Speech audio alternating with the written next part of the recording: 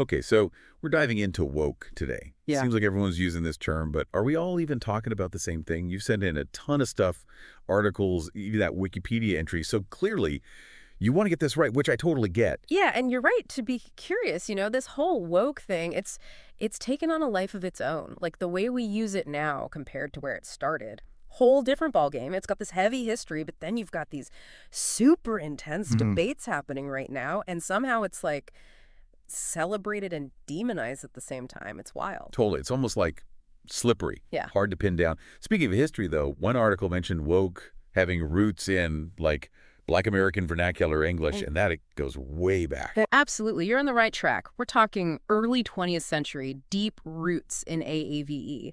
Think of it as like a call to awareness within Black communities back then. A warning, right? To stay vigilant, stay aware of racial injustice, oppression, all of that. Recognizing those systems are there even when they're not, like right in your face. Okay, so this is not just some trendy slang that Twitter made up. It's got real weight to it. 100%. There's even a lead belly song, the Scottsboro Boys, from way back in the 1930s that really illustrates this. It talks about that case. 9 young Black men totally falsely accused. And lead belly's right there, urging other Black Americans to stay woke to how dangerous that system was, how racially biased, powerful stuff. Wow. I mean, I love Lead Belly, but I never made that connection before. So how do we jump from a song in the 30s to, like, woke being everywhere we look now? Well, the term never really vanished within Black communities, but it was really the 2000s when it started popping up more broadly. After Trayvon Martin was killed, the Black Lives Matter movement gaining momentum. That's when Stay Woke reemerged in a big way. Right. I remember that. It was all over social media, this urgent call to action about racial profiling, police brutality. Exactly. That was a huge turning point. But then it's like woke expanded. It went beyond just race, Suddenly it's in conversations about gender, LGBTQ issues, disability rights, even the environment. So it's like instead of one specific injustice, it became about all injustices, social awareness in general. You got it. And that's when you get the double-edged sword effect. Like Wikipedia, which you sent, by the way, it calls woke being alert to racial prejudice, which is accurate, but then acknowledges it's grown. Now it's a blanket term for all these other social justice issues, too. Which I'm guessing is where the debate comes in, right? Because not everyone's happy with that broader definition. Or even with the term itself. You're catching on fast. That's exactly where things get interesting. Because while some people hear woke and think, right on, let's fix these problems, others, not so much. And that's what I don't get. Like, what's with the pushback?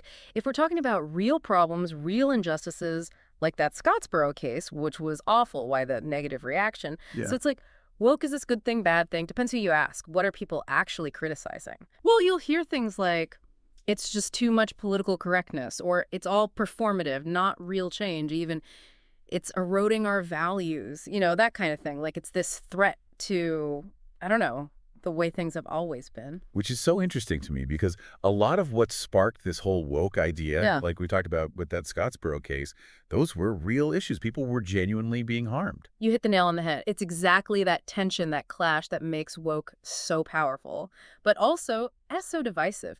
Remember back in 2017 when Merriam-Webster chose woke as their word of the year? I think I vaguely remember that. Well, that right there tells you something. Not only was it everywhere, but it also meant like people were arguing about it constantly, what it meant, how it should be used. Even back then, it was a whole thing. Which, honestly, seems like the story of the internet in general, right? Everything moves so fast, new words, new meanings.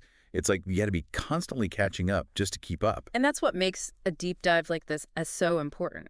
Because you sent in all this stuff about how woke has gone way beyond just conversation now. I mean, you've got corporations using it in their marketing, schools adapting their curriculums.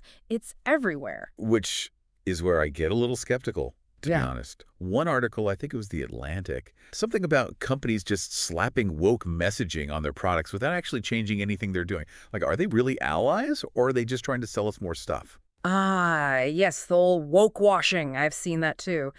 They try to capitalize on these movements, but without any real commitment behind it. And honestly, that kind of performative activism, it can actually do more harm than good. It's all surface, no substance. It's that whole greenwashing thing all over again, right? Just slap a leaf on it and call it a day. So how do we know what's real? How do we tell the difference? You got to go deeper. Look beyond the slogans, the hashtags, Hmm. dig into a company's policies, their practices. Like, if they're all about gender equality, who's in charge? Do they have women in leadership roles? What about their pay gap? Are they addressing issues like sexual harassment in the workplace? Those are the questions that matter. It's that saying, right? Don't talk about it, be about it. Mm. But that takes effort. It means actually doing the research, thinking critically. And that's key in today's world. We're flooded with information constantly. So knowing how to analyze it, understand the context, look at things from different angles, that's more important than ever. Which brings us right back to woke, doesn't it? Because it's easy to get caught up in the label itself without actually thinking about what we're talking about. 100%. And this is where understanding how language works, how it can be used and misused, is crucial. Like, you included an article about cancel culture, which is interesting because it often gets lumped in with woke, but they're not always the same thing, are they? That's a really good point. Cancel culture is a whole other conversation with its own nuances. And sometimes I feel like even valid criticisms of it get shut down as being not woke, which doesn't help anyone. Exactly. And that highlights the danger of treating woke as this rigid ideology where there's no room for disagreement, for nuance. It becomes this black and white thing. You're either woke or you're not. And that's not helpful. It's not productive. It's like that everywhere these days, don't you think? It's like we've forgotten how to disagree respectfully, to actually listen to each other and maybe learn something new. And that's exactly it. It's bigger than just woke. Think about all the other loaded terms we use. Political correctness, social justice warrior, identity politics. They're all used in these really similar ways, both to support and to criticize social justice movements. And each one of those has its own history, its own baggage. Yeah. It's exhausting. Like you need a dictionary just to follow along sometimes. You're telling me. And that's why it's so important to stay informed, stay critical, and be mindful of how much power language has. Because words, they can bring people together or tear them apart. They can be used to elevate or to oppress. Yeah, it's almost like you're walking on eggshells, right? Yeah. Afraid to even say anything because you'll get labeled, judged. It's a lot. It really is. This whole woke debate, it shows how divided we've become. And when we're so busy throwing labels around, it's almost impossible to have those deeper, more thoughtful conversations that we actually need. And like you're saying, with all these loaded terms flying around, it's like we're speaking different languages even when we're using the same words. Which is exactly why this deep dive, this whole conversation is so important. It's not about just reacting to a word, right?